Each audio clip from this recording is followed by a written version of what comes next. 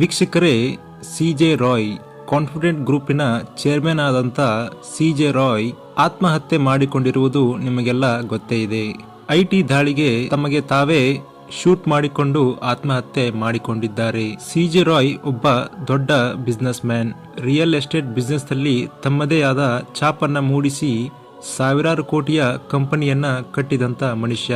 ನೂರಾರು ಕೋಟಿ ವ್ಯವಹಾರದಲ್ಲಿ ತೊಡಗುವಂತಹ ಸಿ.ಜೆ. ರಾಯ್ ಐಟಿ ಅವರ ಪ್ರೆಷರ್ಗೆ ನಿಜವಾಗಲೂ ಆತ್ಮಹತ್ಯೆ ಮಾಡಿಕೊಂಡ್ರ ಅನ್ನುವುದೇ ಇಲ್ಲಿ ಒಂದು ದೊಡ್ಡ ಪ್ರಶ್ನೆ.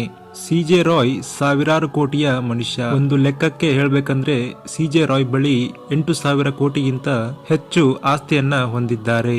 ಸಿ.ಜೆ. ರಾಯ್ ಅವರು ದುಬೈಯಲ್ಲೂ ಕೂಡ ಆಸ್ತಿಯನ್ನ ಹೊಂದಿದ್ದಾರೆ. ಇವರ ಬಳಿ 12 ರೋಲ್ಸ್ ರಾಯ್ಸ್ ಕಾರುಗಳಿವೆ ಮತ್ತು ಲ್ಯಾಂಬೋರ್ಗಿನಿ, ಪೋರ್ಚೆ, ಫೆರಾರಿ ಮತ್ತು ಇತರ ಸ್ಪೋರ್ಟ್ಸ್ ಕಾರುಗಳನ್ನು ಇವರು ಹೊಂದಿದ್ದಾರೆ. ಸದ್ಯ ಕೇರಳ, ಬೆಂಗಳೂರು ಮತ್ತು ದುಬೈಯಲ್ಲಿ ಇವರ ಬಳಿ 150 ಕಾರುಗಳು ಇವರ ಬಳಿ ಇದೆ ಅಂತ ಹೇಳಲಾಗುತ್ತದೆ. ಸಿ.ಜೆ. ರಾಯ್ ಅವರು ತಮ್ಮ ಕಾನ್ಫಿಡೆಂಟ್ ಗ್ರೂಪ್ ಇಂದ ಅಪಾರವಾದ ಸಂಪತ್ತನ್ನ ಮಾಡಿದ್ದರು. ಸಿ.ಜೆ. ರಾಯ್ ಅವರು ಹಲವು ಶೋಗಳಿಗೂ ಕೂಡ ಸ್ಪಾನ್ಸರ್ಶಿಪ್ ಅನ್ನ ಮಾಡಿದ್ದರು. ಅದರಲ್ಲಿ ಅವರ ಮುಖ್ಯವಾದ ಸ್ಪಾನ್ಸರ್ಶಿಪ್ ಅಂದ್ರೆ ಅದು ಬಿಗ್ ಬಾಸ್. ಕನ್ನಡ ಮತ್ತು ಮಲಯಾಳಂ ಬಿಗ್ ಬಾಸ್ ಅಲ್ಲಿ ಸಿ.ಜೆ. ರಾಯ್ ಅವರು ತಮ್ಮ ಕಾನ್ಫಿಡೆಂಟ್ ಗ್ರೂಪ್ ಇಂದ 50 ಲಕ್ಷ ಕ್ಯಾಶ್ ಪ್ರೈಸ್ ಅನ್ನ ನೀಡಿದ್ದರು. ಅದರ ಜೊತೆಗೆ ಒಂದು ಫ್ಲಾಟ್ ಅನ್ನು ಕೂಡ ಆಫರ್ ಮಾಡಿದ್ದರು. ಈ ಸ್ಪಾನ್ಸರ್ಶಿಪ್ ಆವಾಗ ಮಾಧ್ಯಮಗಳಲ್ಲಿ ತುಂಬಾನೇ ವೈರಲ್ ಆಗಿತ್ತು. ಸಿ.ಜೆ. ರಾಯ್ ಬಿಗ್ ಬಾಸ್ ಅಲ್ಲದೆ ಮೂವಿ ಕ್ಷೇತ್ರದಲ್ಲೂ ಕೂಡ ಇನ್ವೆಸ್ಟ್ಮೆಂಟ್ ಮತ್ತೆ ಸ್ಪಾನ್ಸರ್ಶಿಪ್ ಅನ್ನ ಮಾಡಿದ್ರು. ಮತ್ತೆ ದೊಡ್ಡ ದೊಡ್ಡ ರೆಸಾರ್ಟ್, ಗಾಲ್ಫ್ ಕೋರ್ಟ್ ಇವೆಲ್ಲವನ್ನು ನಿರ್ಮಿಸಿ ಅದರಿಂದ ಹಣವನ್ನ ಗಳಿಸ್ತಾ ಇದ್ರು. ತಮ್ಮ ಕಾನ್ಫಿಡೆಂಟ್ ಗ್ರೂಪ್ ಕಡೆಯಿಂದ 1 ಕೋಟಿ ಸ್ಕಾಲರ್ಶಿಪ್ ಅನ್ನ ಕೂಡ ಇವರು ನೀಡಿದ್ದರು. ಇದರ ಜೊತೆಗೆ ಸಮಾಜ ಸೇವೆಯಲ್ಲೂ ಕೂಡ ತಮ್ಮನ್ನ ತಾವು ತುಂಬಾನೇ ತೊಡಗಿಸಿಕೊಂಡಿದ್ದರು. ಆದರೆ ಇಲ್ಲಿ ಪ್ರಶ್ನೆ ಕಾಡುವುದೇನೆಂದರೆ, ಇಷ್ಟೆಲ್ಲ ದೊಡ್ಡ ವ್ಯವಹಾರಗಳಲ್ಲಿ ತೊಡಗಿಕೊಂಡಿರುವಂತ ಸಿ.ಜೆ. ರಾಯ್ ಐಟಿ ದಾಳಿಗೆ ಹೆದರಿಕೊಂಡು ಆತ್ಮಹತ್ಯೆ ಮಾಡಿಕೊಂಡರ ಎನ್ನುವುದೇ ಇಲ್ಲಿ ದೊಡ್ಡ ಪ್ರಶ್ನೆ. ಅಸಲಿಗೆ ಸಿ.ಜೆ. ರಾಯ್ ಅವರ ಆತ್ಮಹತ್ಯೆದ ಹಿಂದೆ ಯಾವುದಾದರೂ ದೊಡ್ಡ ಕೈವಾಡ ಇದೆಯಾ ಅಂತ ಅನುಮಾನ ಇದೆ. ಯಾಕಂದರೆ ಸಿ.ಜೆ. ರಾಯ್ ಅವರ ಮೇಲೆ ಐಟಿ ದಾಳಿ ಆಗಿರುವುದು ಕರ್ನಾಟಕದಿಂದಲ್ಲ, ಅಸಲಿಗೆ ಅದು ಕೇರಳದ ಐಟಿ ಅಧಿಕಾರಿಗಳಿಂದ. ಕೇರಳದ ಐಟಿ ಅಧಿಕಾರಿಗಳು ಸಿ.ಜೆ. ರಾಯ್ ಅವರ ಆಫೀಸ್ ಮೇಲೆ ಯಾಕೆ ದಾಳಿ ಮಾಡಿದರು ಅಂತ ಇಲ್ಲಿ ನೋಡೋದಾದ್ರೆ, ಸಿ.ಜೆ. ರಾಯ್ ಅವರು ಮೂಲತಃ ಕೇರಳದವರು. ಆದರೆ ರಾಯ್ ಅವರು ಹುಟ್ಟಿ ಬೆಳೆದಿದ್ದು ಮಾತ್ರ ಬೆಂಗಳೂರಲ್ಲೇ ಹುಟ್ಟಿ ಬೆಳೆದು ದೊಡ್ಡ ಕಂಪನಿ ಕಟ್ಟಿದ್ದಂತ ಸಿ.ಜೆ. ರಾಯ್ ಅವರು ತುಂಬಾ ಚೆನ್ನಾಗಿ ಕನ್ನಡ ಮಾತಾಡ್ತಾ ಇದ್ರು.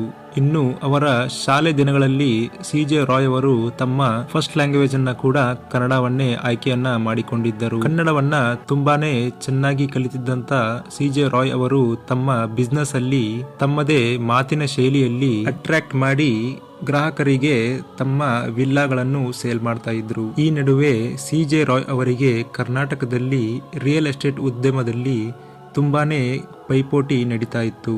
ಕರ್ನಾಟಕದಲ್ಲೂ ಕೂಡ ತುಂಬಾನೇ ದೊಡ್ಡ ದೊಡ್ಡ ರಿಯಲ್ ಎಸ್ಟೇಟ್ ಉದ್ಯಮಗಳು ಕೂಡ ಇದ್ದಾರೆ. ಅವರ ಜೊತೆಗೆ ಸಿ.ಜೆ. ರಾಯ್ ಅವರ ಕಾನ್ಫಿಡೆಂಟ್ ಗ್ರೂಪ್ ಕೂಡ ಪೈಪೋಟಿಗೆ ನಿಂತಿತ್ತು. ಹೀಗಾಗಿ ಸಿ.ಜೆ. ರಾಯ್ ಅವರು ತಮ್ಮ ಕೇರಳದ ಕೊಚ್ಚಿಯಲ್ಲಿ ತಮ್ಮ ಕಾನ್ಫಿಡೆಂಟ್ ಗ್ರೂಪ್ ಅನ್ನ ಎಕ್ಸ್ಪ್ಲೇನ್ ಮಾಡೋದಿಕ್ಕೆ ಪ್ರಯತ್ನ ಪಡ್ತಾ ಇದ್ರು. ಇದಕ್ಕಾಗಿ ರಾಯ್ ಅವರು ಇನ್ವೆಸ್ಟ್ಮೆಂಟ್ ಕೂಡ ಮಾಡಿದ್ರು. ಈ ಇನ್ವೆಸ್ಟ್ಮೆಂಟ್ ಕೇರಳದ ಐಟಿ ಅಧಿಕಾರಿಗಳ ಕಣ್ಣಿಗೆ ಬಿದ್ದಿತ್ತು. ಯಾವಾಗ ಸಿ.ಜೆ. ರಾಯ್ ಅವರು ಕೊಚ್ಚಿಯಲ್ಲಿ ಇನ್ವೆಸ್ಟ್ ಮಾಡಿರುವುದು ಗೊತ್ತಾಗುತ್ತೋ ಆಗ ಕೇರಳದ ಐಟಿ ಅಧಿಕಾರಿಗಳು ಸಿ.ಜೆ. ರಾಯ್ ಅವರನ್ನ ಟ್ರ್ಯಾಕ್ ಮಾಡೋದಕ್ಕೆ ಶುರು ಮಾಡ್ತಾರೆ.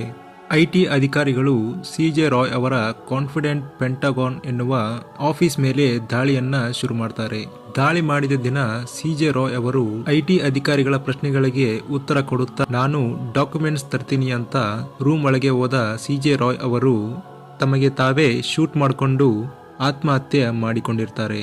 ಆದರೆ ಇಲ್ಲಿ ಅನುಮಾನವಾಗಿ ಕಾಡುವ ಪ್ರಶ್ನೆ ಏನಂದ್ರೆ, ಸಾಮಾನ್ಯವಾಗಿ ಐಟಿ ಅಧಿಕಾರಿಗಳು ಅಥವಾ ಇಡಿ ರೈಡ್ ಮಾಡಿದಾಗ ಅಧಿಕಾರಿಗಳು ಫೋನ್ಗಳನ್ನ ಕಿತ್ಕೊಳ್ತಾರೆ ಮತ್ತು ಯಾವುದೇ ಕರೆ ಅಥವಾ ಇನ್ಕಮಿಂಗ್ ಕಾಲ್ಗೂ ಕೂಡ ಅವಕಾಶ ನೀಡೋದಿಲ್ಲ ಮತ್ತು ದಾಳಿಯ ಸಂದರ್ಭದಲ್ಲಿ ವ್ಯಕ್ತಿಯ ಹಿಂದೆ ಮುಂದೆನೆ ನಿಂತಿರ್ತಾರೆ. ಯಾಕಂದ್ರೆ ಸಾಕ್ಷಿ ನಾಶ ಮಾಡುವ ಚಾನ್ಸ್ ತುಂಬಾನೇ ಇರುತ್ತೆ. ಆದರೆ ಸಿಜೆ ರಾಯ್ ಅವರಿಗೆ ಐಟಿ ಅಧಿಕಾರಿಗಳು ಅವರಿಗೆ ಒಬ್ಬರಿಗೆ ರೂಮ್ ಒಳಗೆ ಹೋಗೋದಿಕ್ಕೆ ಹೇಗೆ ಅವಕಾಶ ಮಾಡಿಕೊಟ್ಟರು ಎನ್ನುವುದು ಇಲ್ಲಿ ಒಂದು ದೊಡ್ಡ ಪ್ರಶ್ನೆ. ಸಿಜೆ ರಾಯ್ ಅವರ ಸಹೋದರ ಹೇಳುವ ಪ್ರಕಾರ ರಾಯ್ ಅವರು ಅವರಿಗೆ ಕಾಲ್ ಮಾಡಿ, ನನಗೆ ಐಟಿ ಅವರಿಂದ ತುಂಬಾನೇ ಪ್ರೆಷರ್ ಬರ್ತಾ ಇದೆ, ನೀನು ಎಲ್ಲೇ ಇದ್ದರೂ ಬೇಗ ಬಾ ಅಂತ ಅವರು ಫೋನಲ್ಲಿ ಅವರ ಸಹೋದರನಿಗೆ ಹೇಳಿರ್ತಾರೆ. ಸಹೋದರ ಬರುವರಷ್ಟರಲ್ಲಿ ಸಿಜೆ ರಾಯ್ ಅವರು ಆತ್ಮಹತ್ಯೆ ಮಾಡಿಕೊಂಡಿರ್ತಾರೆ. ವೀಕ್ಷಕರೇ, ಕಾನ್ಫಿಡೆಂಟ್ ಗ್ರೂಪ್ ಒಂದು ಸಾಮಾನ್ಯ ಗ್ರೂಪ್ ಅಲ್ಲ. ಅಸಲಿಗೆ ಇದು ಒಂದು ದೊಡ್ಡ ಇಂಟರ್ನ್ಯಾಷನಲ್ ಕಂಪನಿ. ಕಾನ್ಫಿಡೆಂಟ್ ಗ್ರೂಪ್ ದುಬೈಯಲ್ಲೂ ಕೂಡ ಇದೆ ಮತ್ತು ಸಿಜೆ ರಾಯ್ ಅವರು ತಮ್ಮ ಕಾನ್ಫಿಡೆಂಟ್ ಗ್ರೂಪ್ ಅನ್ನ ವಿವಿಧ ದೇಶಗಳಲ್ಲಿ ಎಕ್ಸ್ಪ್ಯಾಂಡ್ ಮಾಡೋದಕ್ಕೆ ಕೂಡ ಪ್ರಯತ್ನವನ್ನ ಮಾಡ್ತಾ ಇದ್ರು. ವೀಕ್ಷಕರೇ, ಸಿಜೆ ರಾಯ್ ಅವರು ಒಬ್ಬ ಚಿಲ್ ಆದಂತ ಮನುಷ್ಯ. ಇನ್ಸ್ಟಾಗ್ರಾಮ್ ನಲ್ಲಿ ತುಂಬಾನೇ ಆಕ್ಟಿವ್ ಆದಂತ ಸಿಜೆ ರಾಯ್ ಯಾವಾಗಲೂ ಪಾಸಿಟಿವ್ ಮತ್ತು ಖುಷಿಯಿಂದಾನೇ ಇರ್ತಾ ಇದ್ರು. ಇಂತಹ ವ್ಯಕ್ತಿ ನಿಜವಾಗಲೂ ಐಟಿ ಅವರ ಪ್ರೆಷರ್ ತಾಳದೆ ಆತ್ಮಹತ್ಯೆ ಮಾಡಿಕೊಂಡರ ಎನ್ನುವುದೇ ಇಲ್ಲಿ ಒಂದು ಅನುಮಾನ.